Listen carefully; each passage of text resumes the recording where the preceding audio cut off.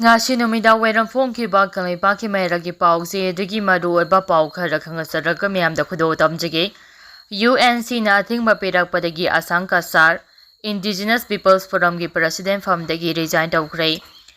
hayeng Imphal gi city convention na pangthoknaba tharang tawriba World Indigenous Day gi thoramda Naga furup ki miyoi amata saruk yaba yaroi haiduna United Naga Council UNC na athingba thamkhibaga loinana Tharam aduba pangthoknaba hotnabada achauba thodang loramba Indigenous Peoples Forum Manipur IPFM gi President Asang Kasa mahangna pairamba President gi pham thadokibaga loinana tharam aduda saruk yararoi haikre hiram asiga mari lenana ngarang Asang Kasarna mahangna pham thadopagi cherol ama Indigenous Peoples Forum gi Vice President da phajinkhre pham thadopagi cherol aduda palibade hayeng Imphal da pangthokadoriba World Indigenous Forum Day lising anige subna kunga mga gi tharam asin Nagagi apex body ama oiriba UNC na laukiba phirep amadi makhogi wakholol aduba ikai khumnaba utuna pham thadopagi phirep asi laubani haire nakalamaramda North East Indigenous Peoples Forum NEIPF Guwahati Head Office Assam gi Sirame Anup Chetiana khuyek pituna thadarakpa siol amana hairibadi UNC na World Indigenous Day lising aniga subna kunga mga gi tharam Imphal pangthoknaba hotnabada achauba thodang lauriba Asang Kasada ki hanbagi thabak chathariba asi yaningde angakpa fawi Naga phurokki ichilenausing amadi CSO singnasu IPFM na lauriba thodang asibu khangbiduna handak tholakliba wafam asi lebak miyamgi mamangda seranana chakhijana hotnaminasi hainasu phongdorakli serak asita Indigenous Peoples Forum Manipur IPFM gi President oiramba Asang Kasana President gi pham thadokibaga loinana Vice President oina thawpuramba Rohan Phelemna Indigenous Peoples Forum Manipur gi President in charge gi phampuba haukhre haire makhatarapa pauda Kuki singna ngasi ayukdagi National Highway 2 Imphal Dimapur matam kaktana economy Blockade gi khongjang changsinba haukhre Naga lambi phauduna Jaraman Road amadi Tiger Road semba yaroi lambi asi illegal drugs sing puthok pusin tawpa yaroi Naga singi ngamkhaida suspension of operation chogi camp sing thamba yaroi haiba dabi kaya tanduna hauji Naga Foodhills Coordinating Committee FNCC na sing Kuki zo sing lambi phangna pham oiriba kangpopi amadi songpi Churchampur lambi athingba thamduna chathariba bal asigi mayokta Working Committee of Kuki Civil Society Organization WCKCSO na ngasi ayupung tare taba matamdagi Asian Highway amasu oiriba National Highway 2 Imphal Dimapur lambi paringda matam kaktaba economy Blockade ki khongjang changsinba haukhre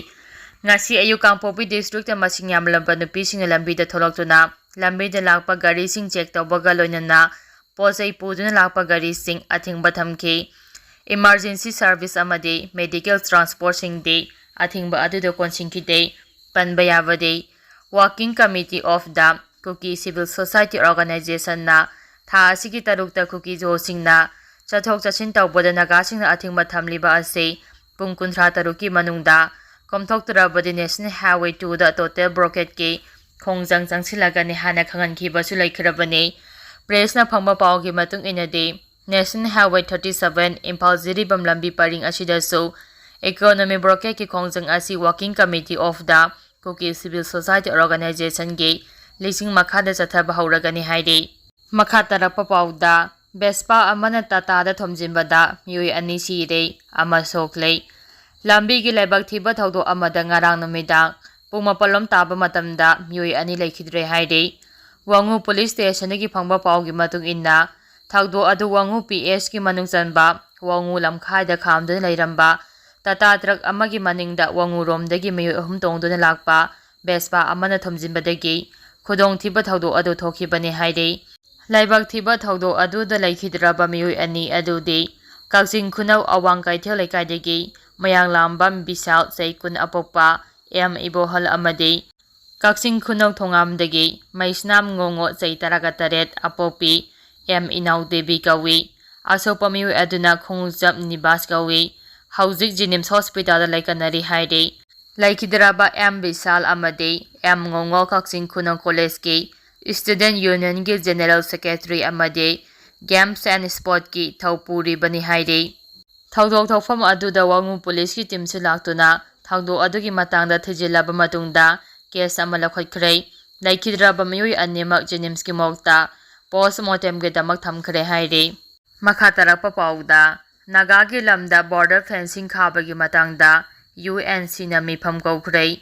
FMR sana hallo amadi Naga ki lamgi sarukta Indo-Myanmar border fencing khabagi thabak lepkadabani haina United Naga Council UNC ki makeligi Government of India na pisingkiba ultimatum adugi matangda laklibo August taraga mathoida loibana maram oiraga makha taba phirep launabagi damak UNC na mifam kawkhre. UNC ki General Secretary Barayo Sangsangna khoyek piduna thokiba seol amana lakliba August taraga mathoigi ayupung taramathoi taba matamda UNC Secretariat Office the Emergency Presidential Council ki meeting ama pangthoklagani. Mifam aduna FMR amadi border fencing ki matangda kupna wa khanagani. Loinina makha taba khongjanggi damak phirep laugani. Mifam aduda tribal ho singi president singna sungsoi soidana saruk yagadabani hairakli. Makha tarakpa pauda Manipurda thamliba president rule asi karigumba center na mangjongna revoke tawdrabade lising aniga sumna kunga taruki February taragani thoi phawba laikhigani. MISF India ki president na thokiba proclamation ki matung inna sahi asigi haukiba February taraga humdoidegi state asida sana haliba president rule asi center na karigumba mangjongna revoke tawdrabade lising aniga sumna kunga taruki February taragani thoi phawba state asida president rule laikhigani haina Ministry of Home Affairs ki makedegi phongdokre.